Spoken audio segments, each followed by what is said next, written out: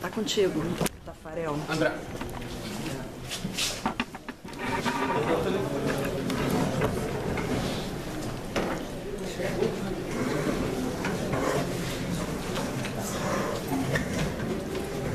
Eu gostaria além de agradecer a presença de todos, eu gostaria de mencionar e agradecer a ausência de uma pessoa muito importante que esteve aqui na porta da Universidade Federal Fluminense, seja no dia 9 de junho, seja hoje, e não pôde entrar por falta de acessibilidade a este espaço. E a secretária de Acessibilidade pediu ajuda, pedimos ao professor Wilson Madeira para tentar colocar operativo o elevador e, infelizmente, nós não tivemos a condição, talvez o Wilson possa falar um pouco mais sobre isso, não tivemos a condição de ter uma forte representante de pessoas portadoras de deficiência física. A Carmen, ela tem uma perna amputada e realmente não houve condições dela acessar. E registro aqui que talvez outras pessoas portadoras de necessidades especiais não tenham conseguido. Então, registro aqui a ausência e agradeço a presença dela aqui na porta da UF.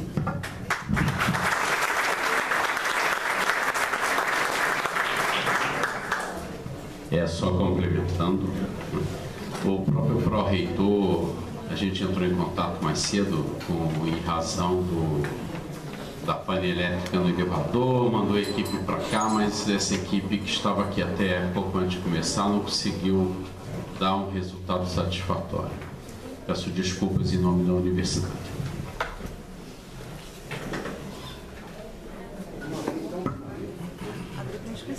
Então, após as 3 exposições, a gente vai abrir para questões inicialmente em blocos, né, de 5 perguntas, como ocorreu na semana passada, né? Então, eu pergunto se quem gostaria de fazer alguma colocação. André.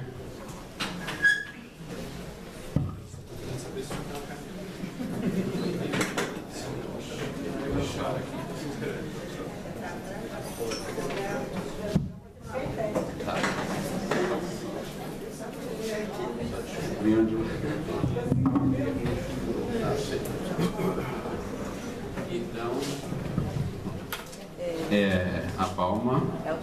Enquanto a Valma faz as suas colocações, quem mais quiser se inscrever, por favor. Obrigada. Bem, gente, meu nome é Valma, eu fui conselheira do primeiro Conselho de Cultura da Câmara de Produção Cultural e desde esse período a gente traz uma discussão já aprovada em outras conferências de cultura, que é sobre o tombamento do prédio do Colégio Brasil, no Fonseca, que muitos aqui devem ter estudado lá ou conhecem o colégio. E esse pedido de tombamento foi aprovado por 2 conferências e é uma luta de vários ex-alunos, inclusive minha, né? Porque desde 2008, quando eu fui do Conselho de Cultura. Essa luta está muito adiantada. Nós já tivemos visitas no Horto, inclusive a Secretaria de Urbanismo acompanhou, vários movimentos sociais acompanharam e até hoje nada saiu do papel, né? O prédio do Colégio Brasil, para quem não sabe, ele está correndo perigo de ser tombado, no caso jogado no chão, né?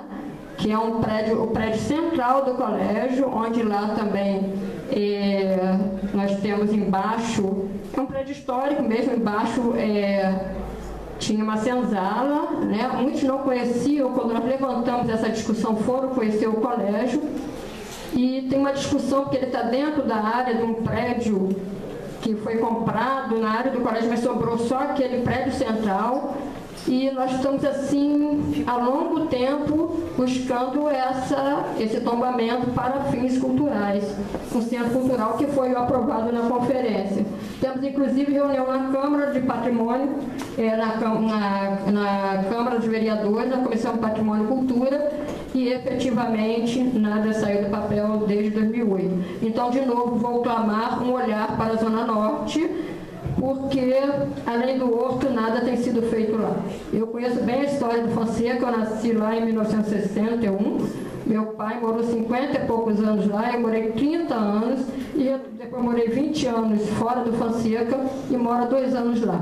E até agora, volto a dizer, que a única coisa, como eu coloquei da vez passada, que mal mudei para lá, eu fui atropelada de bicicleta na Alameda, que é uma das discussões que já tivemos, né, que não existe um trato, um olhar para o Fonseca, para a região norte, sobre o ciclista, para o ciclista, né? E outra questão é, de fato, as questões do patrimônio cultural. Então, estou trazendo de novo que o olhar para a cultura também não se estende até o Fonseca, para no centro. É isso.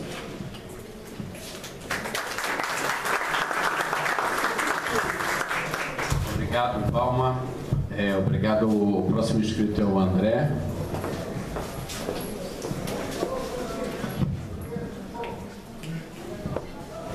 Boa noite a todos. Meu nome é André Castro, eu sou assessor jurídico da Secretaria de Urbanismo de Niterói. Antes de fazer a pergunta para o palestrante Daniel Montandon, eu queria parabenizar o Vitor Guimarães pela fala dele, pelo seguinte, porque eu também acredito que existe uma necessidade muito grande de haver participação de todas as pessoas que vão ser submetidas a uma lei, né? Então, a gente precisa criar mais mecanismos de participação popular, de que as vozes das pessoas cheguem até o poder público para que isso seja transformado em lei. Então, como ele falou, a cidade não é feita só de espaços, né? Ela é feita de pessoas, né? Então, gostaria de parabenizar. E, nesse sentido, eu gostaria de saber como é que foi feito isso no Plano Diretor de São Paulo, mais especificamente nessas questões mais polêmicas, como eu não sei se já existia o IPTU progressivo lá em São Paulo, ou se foi implementado agora. Como é que foi essa questão da participação popular e de que forma isso se deu, se foi uma tensão muito grande ou se foi mais tranquilo nesse sentido? A gente vai pedir para responder em bloco. Então estão inscritos a professora Regina Bienstein e o Pepico. Eu não sei se teve uma outra inscrição.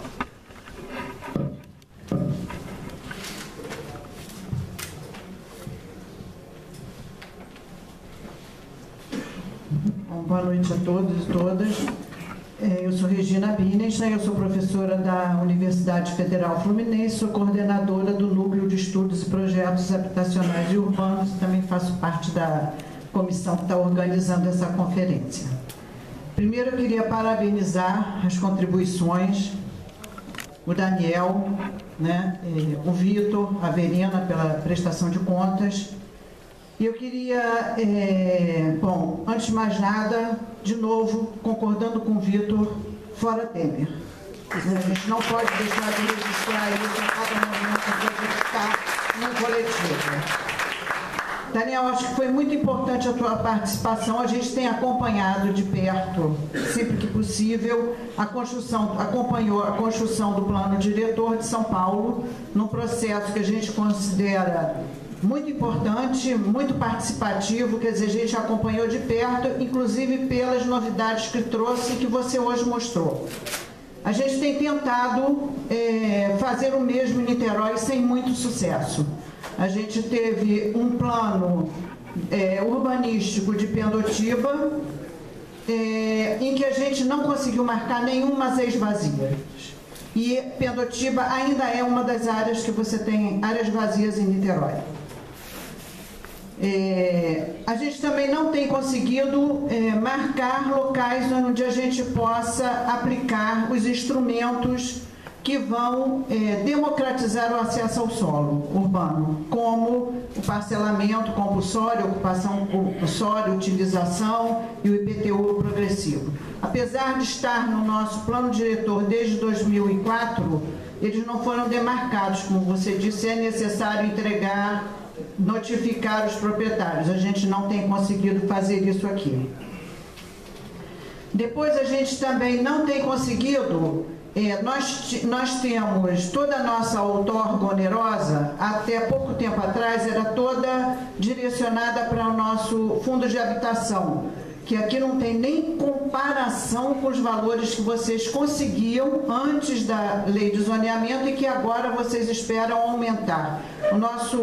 O volume de recursos avaliado pelo próprio secretário de Habitação era insuficiente para as ações necessárias para dar conta do problema habitacional que temos na cidade. Porque esta é uma cidade de grandes contrastes. Riqueza e muita pobreza que não tem tido a atenção necessária para poder sair dessa condição. Agora, eu fico contente porque eu acho que você veio a convite da secretária Verena, o que me aponta uma esperança de que estamos mudando de rumo e que alguma coisa diferente pode acontecer nessa construção do plano diretor, ainda mais que a gente vai esperar o resultado da conferência. Eu queria dizer também que a nossa participação aqui, nós temos, e claramente é público e notório, temos uma avaliação diferente do processo participativo em Niterói, né, onde, antes das audiências públicas, os projetos de lei são mandados para a Câmara. Foi o que aconteceu no PUR de Pendotiba. Então, também espero que agora o processo seja diferente. Eu estou realmente com essa esperança. E o Vitor, eu queria dizer que, mais uma vez, eu gostei muito, a gente já levou o Vitor para um evento na UF, num curso sobre regularização fundiária e urbanização de assentamentos precários, e ele, quer dizer, eu compartilho da sua crença. Eu acho que sem movimento, sem organização, sem mobilização, realmente do trabalhador, nós não vamos conseguir avançar, né? E esse avanço é muito importante para que a gente possa realmente construir uma cidade democrática. E uma cidade democrática, especialmente o que você falou, que acolha todos os segmentos, né? Não é a cidade exclusiva do trabalhador, mas é do trabalhador, do empresário, da classe média, do médico, etc. É de todos os cidadãos. Uma outra coisa que eu acho que a gente está precisando copiar é o que está sendo aplicado, inclusive, em outras cidades no mundo, né, que é a cota de solidariedade. Nós precisamos ter uma cidade que tenha diversidade de usos e de classes sociais. Nós não podemos criar guetos de ricos e guetos de pobres. Isso é um desafio, sem sombra de dúvida, é um desafio. Mas eu acredito, eu estou esperançosa que a gente vai conseguir, aos poucos, é verdade, mas caminhar nessa direção. E queria aí, quer dizer, fica esse meu depoimento, porque eu também não consigo deixar de dar o meu depoimento para os comentários da mesa. Obrigada.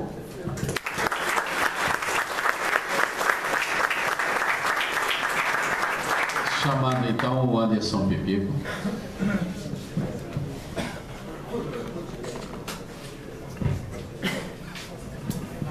Em primeiro lugar, boa noite a todos e todas, né? Dizer que, mais uma vez, né, a gente fica muito feliz quando chega numa pré-conferência com tanta participação, com tanta gente, bem plural, todos os segmentos representados. Então, isso para a gente é motivo de muita alegria.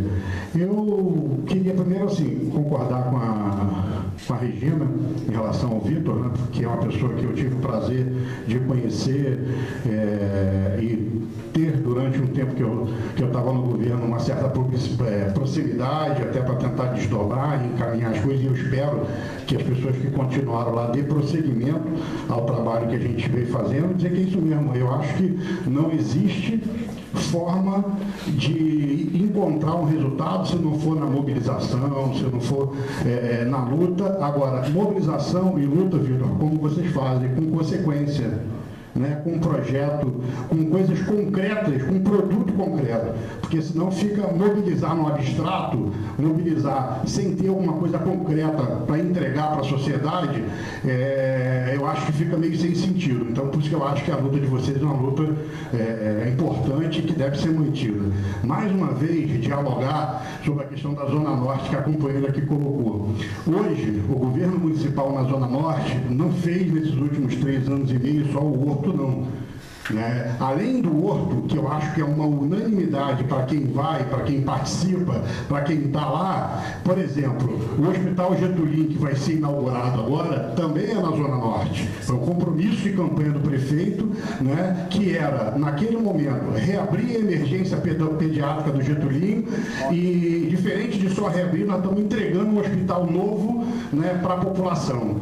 Por exemplo, tem aqui moradores do Caramujo, a creche municipal ao meio do Caramujo, Zilda Arte, é a maior creche municipal do município, atende a mais de 300 crianças, também é na Zona Norte. O problema é que as pessoas não têm, muitas vezes, a oportunidade de andar pela Zona Norte como um todo. A gente tem obra de contenção na Bonfim, tem gente da Bonfim aqui, que é esperado há décadas, e essas obras estão sendo feitas onde? Na Zona Norte.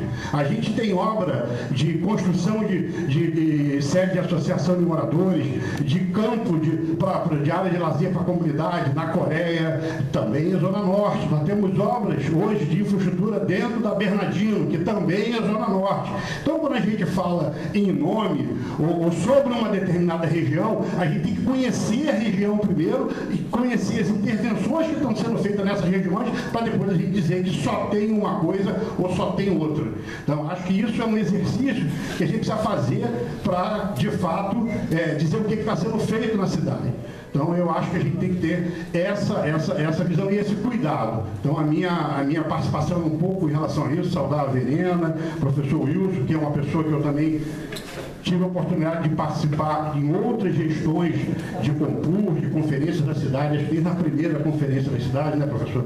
A gente tem a oportunidade de participar e dizer que, de fato, a gente tem, acho que a riqueza da participação e a riqueza do que vai sair dessas pré-conferências vai fazer com que a gente tenha, com certeza, a melhor conferência da cidade de todos os tempos. Então, vocês estão de parabéns, muito obrigado.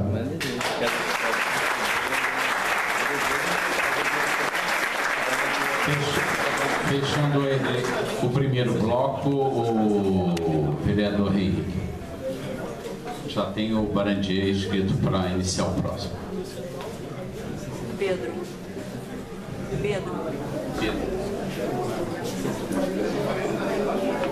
Boa noite a todas, boa noite a todos, boa noite à mesa. Sou Henrique Vieira, sou professor de História, teólogo e atualmente estou como vereador na cidade de Niterói pelo PSOL. Algumas considerações assim breves.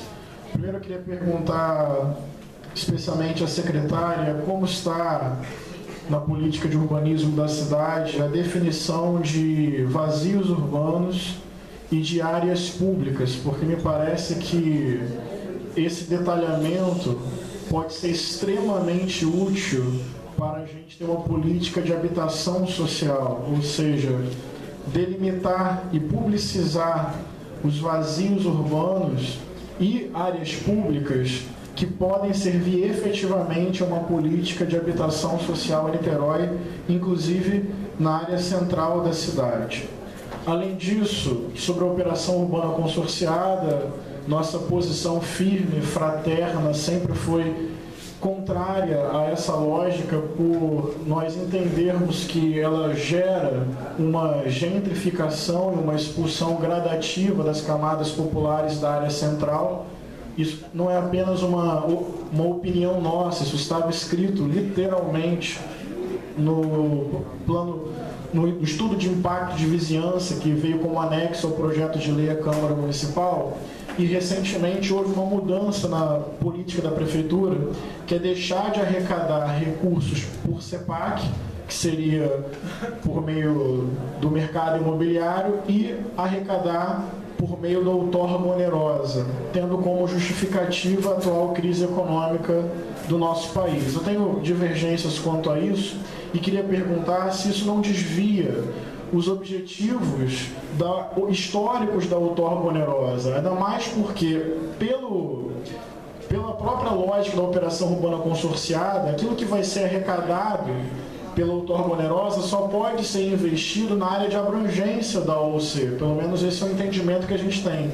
Ou seja, se usar a outorga onerosa para esse fim, não acaba distorcendo o objetivo da outorga onerosa e contribuindo para uma cidade cada vez mais gentrificada, com investimentos exclusivos no centro da cidade, que vai ser requalificado com verticalização, mudança do perfil social, leia-se gentrificação e expulsão das camadas mais pobres. Além disso, queria perguntar sobre a chamada licença prévia para empreendimentos em Niterói. Recentemente nós descobrimos, eu acho que isso é muito importante, na verdade é uma denúncia, eu queria saber como está hoje, que a licença prévia em Niterói, contrariando inclusive a legislação federal, não passa primeiramente e prioritariamente pela Secretaria de Meio Ambiente. Eu estava estudando essa legislação e a licença prévia, ela até bem pouco tempo, a licença prévia não estava passando por esse olhar ambiental, o que gera uma distorção no processo de licenciamento e pode gerar equívocos do ponto de vista socioambiental na cidade de Niterói. Por fim, com relação à revisão do plano diretor, que também, na nossa opinião, se dá de maneira equivocada, porque primeiro a prefeitura faz a operação urbana consorciada, depois a prefeitura faz o plano urbanístico de Pendotiba e, contrariando a lógica do Estatuto da Cidade, ela faz a revisão do plano diretor, invertendo a lógica de planejamento e de hierarquia do Estatuto da Cidade. Mas sobre a região leste, os bairros de Muriqui, Rio do Ouro, Maria Paula, a prefeitura simplesmente não fez audiência pública naquela região. A própria associação de moradores precisou se organizar, com poucos recursos e muito esforço, fez uma reunião de caráter público com muito mais participação do que as audiências promovidas pela própria prefeitura. Então eu queria requerer ou propor que a prefeitura faça formalmente uma audiência pública lá. Aquela consulta foi um primeiro passo conquistado pela pressão daquela localidade, mas não me parece suficiente. Acho que havia até um indicativo já de data, uma sinalização de que seria feito. Eu queria saber se isso foi efetivamente bem encaminhado. E para concluir, eu queria defender que as audiências públicas não sejam apenas quantitativas, mas elas sejam, por exemplo, qualitativas, porque isso também mede a qualidade, é um termômetro se há ou não democracia real. Falo isso dando um exemplo, pelo menos, para objetivar o que quero dizer.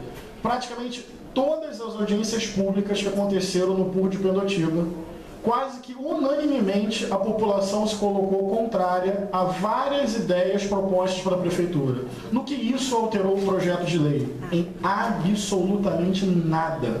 Então a audiência pública não pode ser um rito formal. Nós temos que criar mecanismos em que a população se sinta verdadeiramente participante de um processo que ela pode influir e determinar. Ou seja, não pode ter um projeto pronto para depois buscar um respaldo popular. A participação popular é que tem que definir quais os projetos para a cidade. Esse é o nosso entendimento.